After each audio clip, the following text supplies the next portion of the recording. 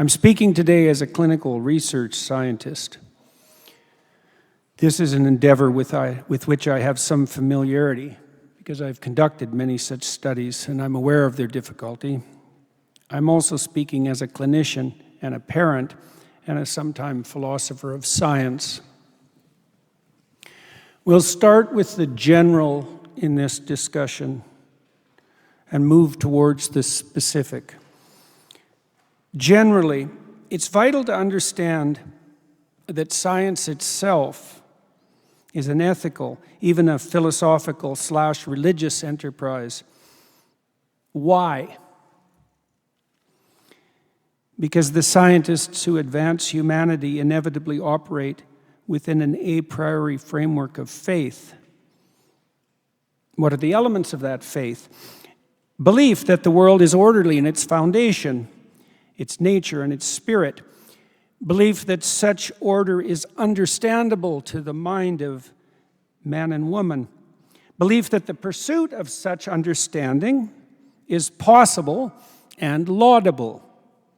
And a belief that good itself will come of the pursuit of understanding. There's a meta-principle that underlies these more explicit rules, and that is that the understanding that the scientific aim must be true for the truth to be revealed. This means that science aimed at career, prestige, professorship, and funding, to say nothing of darker motivations such as pride, revenge, or the wish for destruction, is not science at all. Much of what purports to be science now is instead the garnering of personal credit, career advancement, and economic gain that all derivative and essentially parasitic activity can temporarily produce. This does not result in truth. We should also not be confusing medicine, as currently taught and practiced, with science. The education of modern physicians may familiarize them with the basics of physiology and biology and the details of their specific practice. This is by no means the same thing as teaching them how to conduct or evaluate scientific research, which is something that takes years of specialized training to manage. Why am I making these points? So that we understand explicitly that aim and ethical orientation define the scientific pursuit. And so that we pay enough attention here today to establishing that aim and ensuring that orientation. When you're a scientist and you're doing statistical analysis, it's easy to believe, for example, if you don't know anything about science or statistical analysis, that the statistical process is a mathematics machine into which you pour data and crank out truth, and that is just absolutely not how it works at all. When you're doing statistical analysis, you're making 1,000 micro decisions, every single one of which is ethical. You have to decide which numbers to include and which numbers to exclude, and you have to understand why. And you have to work against your own hypothesis and even against your own research interests to ensure that you're not deluding yourself and the public. And if you're a careerist or interested in prestige, then all of that goes out the window and what you produce will be highly misleading to you and everyone else. It's very difficult to orient yourself so that you fight against that. You have to be terrified of the falsehoods that you might produce and where they might lead you and everyone else. And so now, having considered that, you have to start to understand what it is that should constitute your aim. What would it require in the case that we're discussing to make America truly healthy again and to orient true scientists toward that aim? It's a retooling of the research enterprise from the top down as well as the bottom up, so that the goal would be clear, the incentives aligned, and the most productive actors identified, rewarded, encouraged, and capitalized. This could be facilitated politically by making a more specific goal clear.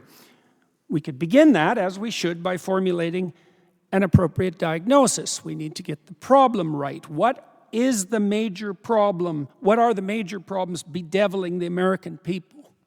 One such is public health, clearly, and more so all the time, despite the extensive government spending in that domain. and despite the negligible attention historically paid to the details of health research and practice by the political class. American children are fat, diabetic, and increasingly miserable as they progress towards middle age. Those yet not captured in childhood by obesity, insulin resistance, high blood sugar, and inflammatory dysfunction are likely to suffer it then, with near certainty by the onset of a declining old age, and expensively so. What might we aim for instead? Slim, healthy, athletic, optimistic, and courageous children. Strong, psychologically integrated, generous adults. Resilient, active, productive seniors, still contributing to their communities, combined with either or both of much less spending or much better results for the cost. How could this aim be accomplished? Within the community of health-focused researchers and practitioners and incentivized politically. America faces a multi-dimensional diagnostic conundrum. Its people suffer from a plethora of symptoms and syndromes. Too high and increasing body mass indices, rising blood sugar levels, associated risk for psychological disorder, immunological dysregulation that increases risk of neurological degeneration, cancer and heart disease, to name a few. My daughter referred earlier to her terrible childhood experiences, inquiry and experimentation, communication of all that, and the social consequences among a multitude of people with various chronic health conditions. What was her prime scientifically relevant realization? The answer to this question. What do all fat, sick, unhappy people have in common? At least this: they all eat. How could that brute and singular fact be varied and studied? It's a technical discourse on the formulation of adequate scientific hypotheses. Epidemiological studies associating any given dietary habit with some outcome of health inevitably fail, trying as they are to establish a correspondence between only two factors in a sea of causal possibility. Science can only progress, genuine science can only progress, when such inquiry is simplified radically so that single variables of interest can be assessed for causal significance. This is difficult to manage in the case of diet, but it no longer seems impossible. The reason? Because of the actual possibility of radical simplification on the food consumption side.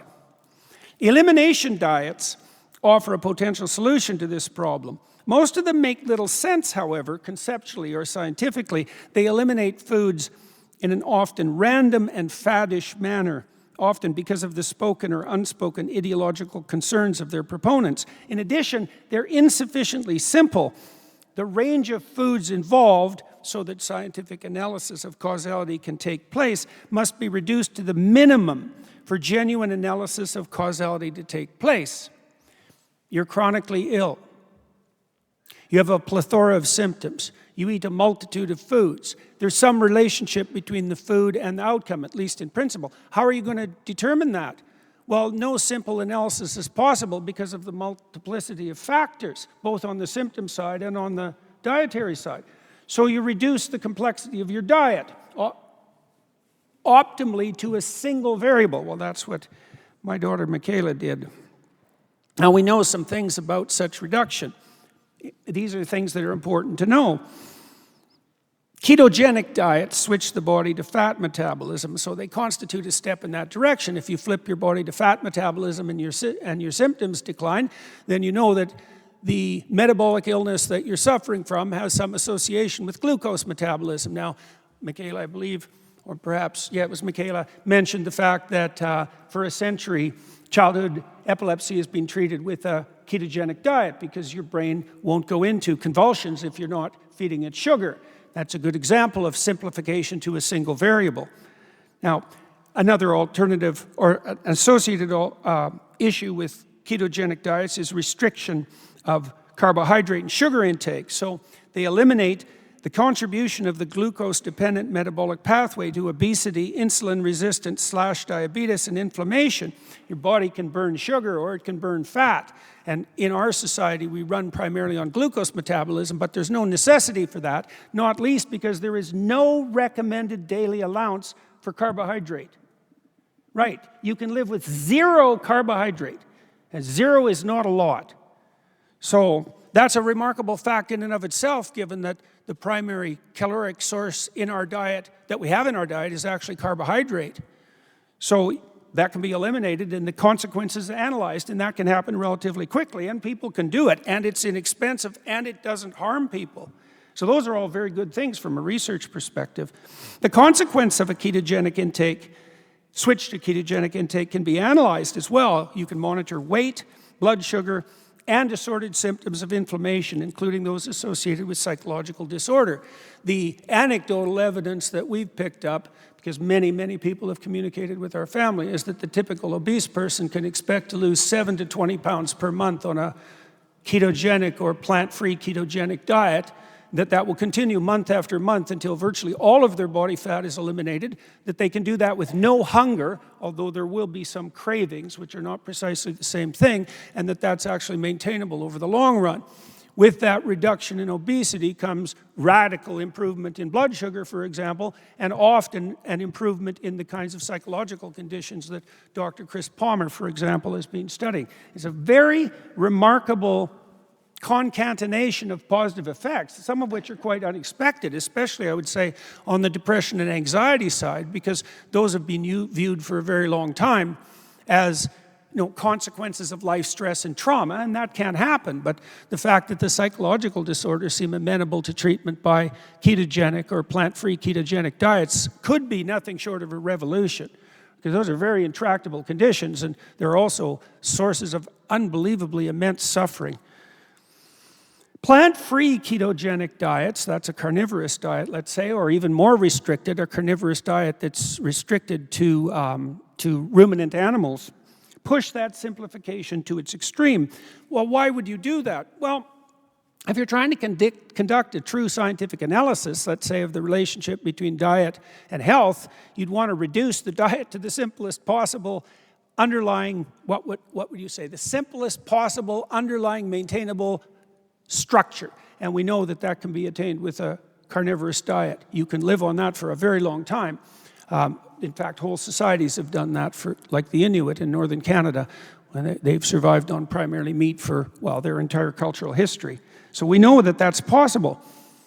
If your symptoms don't resolve in consequence, well, then there's no loss, except that it's a difficult diet to attempt. And if they do resolve, well, that's a pretty good deal for you. And then it's inexpensive, and there's going to be all sorts of corollary benefits. And then with any luck, if your symptoms do resolve and you find the diet too restrictive, you can start by introducing one food category at a time, and carefully.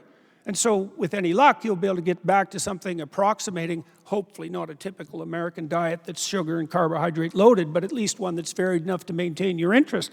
None of this seems impossible. And the more I've thought about this as a scientist, and I came to these conclusions with great hesitancy, by the way, because I know it's quite a radical solution. But as I was thinking it through as a scientist, it just became more and more obvious. It's like you don't want to hurt people when you're attempting to generate a solution to a health problem that they have, and a ketogenic diet certainly won't hurt them. It might help. If it doesn't, well, then you can stop doing it. It's very inexpensive. It's within, at least in principle, within the behavioral realm that people can manage. And it's simple enough so that you can actually do a causal analysis. Plus, the results appear quickly enough so that that's maintaining and rewarding in and of itself. That's a pretty good list of positive possibilities. And so there's another advantage as well with regards to ketogenic or plant-free ketogenic diets, is that the people on them don't have to be hungry. So most of the time when people are considering something like weight loss, they think they have to go on a diet. So they need to go on a diet, they need to lose 30 pounds or 40 pounds or 50 or 100 pounds, and then the theory is they've lost the weight, and they can go off the diet, which they want to do because they're always hungry on the diet and no one can maintain that. And then they go off the diet, they go back to their old eating habits, and bang, they weigh exactly what they weighed or more, because that's the typical pattern as a consequence of overeating in relationship to the food deprivation. On a ketogenic diet, you don't have to be hungry. You can eat as much as you want, and they're very satiating. And so that doesn't seem to be a problem, and it's something that's sustainable in the long run. The most important thing, however, as far as I'm concerned from the scientific perspective, is the radical simplification of the causal analysis, right? If you go on a ketogenic or plant-free ketogenic diet and your symptoms remit, you know that there's some relationship between what you're consuming and the health outcome.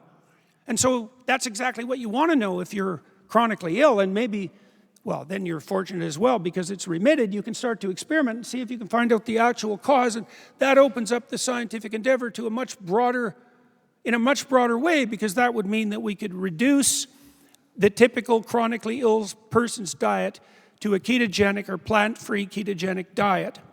And then we could do causal analysis with different classes of food to see which classes of food were contributing to which downstream illnesses.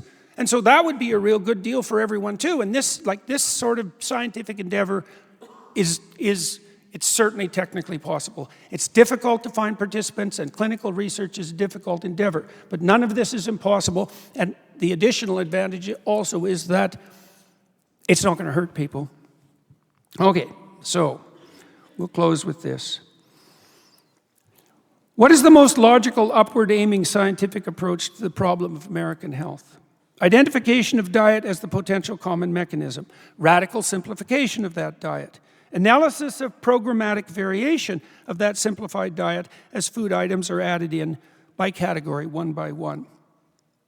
Those with chronic intractable illnesses could thus well be placed by default on a plant-free ketogenic diet for the several mere months that it would take to assess the consequences. This is a revolutionary but manageable proposition. Before it becomes a generalized standard of care, however, the relevant studies should be done. We have more than sufficient anecdotal data pertaining to the positive effect of such simplified diets. The testimony of thousands of people, which is not sufficient to constitute proof, but is certainly sufficient to justify hypotheses. The goal is health. The approach is generally of upward aim and commitment to the truth. The specific strategy is restriction of all extraneous dietary variables, analysis of the consequences of that restriction, and then systematic variation with the return to a more varied diet. Simple, elegant, implementable, necessary. The alternative, given the crisis that confronts us on multiple health fronts, is dreadful. The continued sickening of the American people, with all the unsustainable economic burden that sickening is and will continue to produce. Demoralization, decline in productivity, and spiraling healthcare costs that are already mounting to the point of unsustainability. We could replace that miserable future with something much brighter and healthier if we had the moral and political will to do so. Thank you very much.